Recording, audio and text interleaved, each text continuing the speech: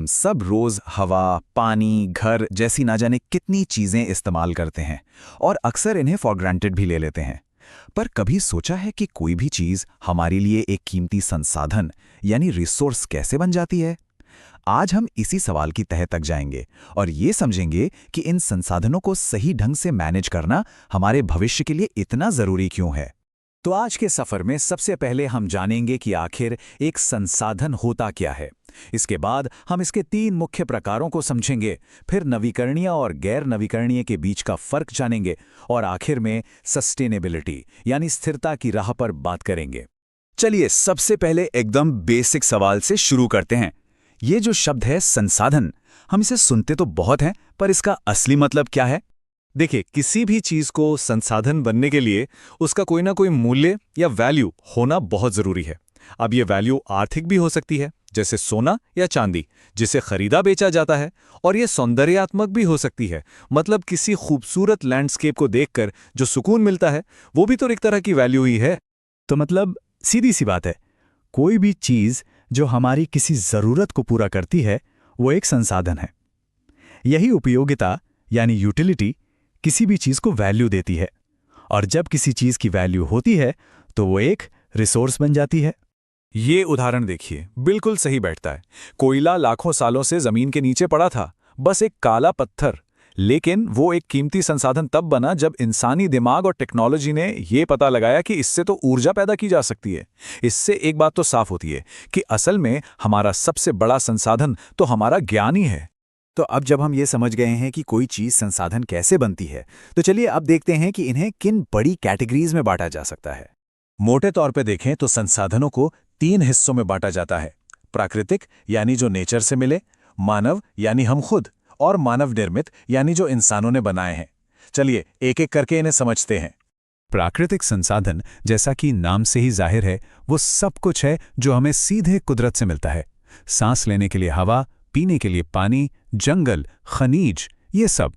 पर इनका सिर्फ प्रैक्टिकल इस्तेमाल नहीं है। सोचिए, जब हम पहाड़ों को देखते हैं तो उनकी खूबसूरती भी तो हमारे जीवन में एक अलग तरह का मूल्य जोड़ती है।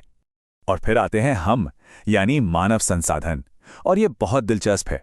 यहां बात लोगों की गिनती की नहीं है, बल्कि हमारे ज्ञान, हमारे स्किल्स और हमारी क्रिएटिविटी की है। यही तो वो इंसानी काबिलियत है जो नए नए आविष्कार करती है और पुरानी चीजों के नए इस्तेमाल खोजती है। और आखिर में है मानव निर्मित संसाधन।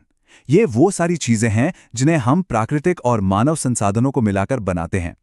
ये बड़ी बड़ी इमारतें, सड़कें, स्कूल और यहां तक कि हमारी टेक्नोलॉजी भी, ये सब इसी का बेहतरीन उदाहरण है। अच्छा, अब अगर हम प्राकृतिक संसाधनों की बात करें तो उनमें एक बहुत जरूरी बंटवारा है। एक ऐसा फर्क जो आज के समय की सबसे बड़ी चुनौतियों में से एक को हमारे सामने रखता है। चलिए इस पर जरा गहराई से नजर डालते हैं।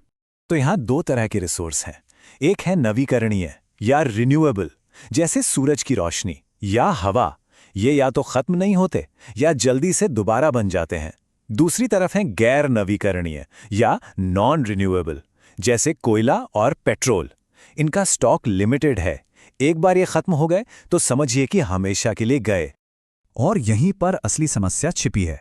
हम इन लिमिटेड रिसोर्सेज को इतनी तेजी से इस्तेमाल कर रहे हैं जितनी तेजी से ये बन भी नहीं सकते। ये एक टिक टिक करते टाइम बॉम्ब जैसा है जिसका सामना हम सबको मिलकर करना है। तो जब चुनौती इतनी बड़ी है तो सवाल उठता है कि इसका हल क्या है? इसका जवाब एक बहुत ही जरूरी कॉन्सेप्ट में छिपा है, जिसे हम सतत विकास या सस्टेनेबल डेवलपमेंट कहते हैं। सस्टेनेबल डेवलपमेंट का सीधा सा मतलब है बैलेंस। मतलब हम अपनी आज की जरूरतें तो पूरी करें, लेकिन ऐसे कि आने वाली पीढ़ियों को अपनी जरूरतें पूरी करने में कोई दिक्कत ना हो। ये एक तरह से दूर की सोचने और जिम्मेदारी से काम करने का तरीका है। तो इसे असल में किया कैसे जाए? इसके लिए 3 बुनियादी सिद्धांत हैं। पहला, संसाधनों का इस्तेमाल समझदारी से करें ताकि वो बेकार न जाएं। दूसरा, जो रीन्यूएबल रिसोर्सेज हैं उन्हें दोबारा बनने का वक्त दें। और तीसरा, भविष्य के लिए भी संसाधनों को बचाकर रखें। आखिर में सारी बात इसी एक लाइन पर आकर टिकती है। ये सिर्फ किसी एक इंसान या एक देश की नहीं, बल्कि हम सबकी साझा जिम्मेदारी है। हम आज जो फैसले लेंगे वही कल हमारे ग्रह का और हम सबका भविष्य तय करेंगे। और ये हमें एक बहुत ही अहम सवाल पर लाकर खड़ा करता है ये सवाल सिर्फ सरकारों या बड़ी बड़ी कंपनियों के लिए नहीं है, ये हम सब के लिए है, हमारे रोजमर्रा के फैसलों के बारे में है। हम सब मिलकर आने वाली पीढ़ियों के लिए एक कैसी दुनिया छोड़कर जाना चाहते हैं। Be sure to like this video, share and comment below, and don't forget to subscribe to Jonas Creation 25.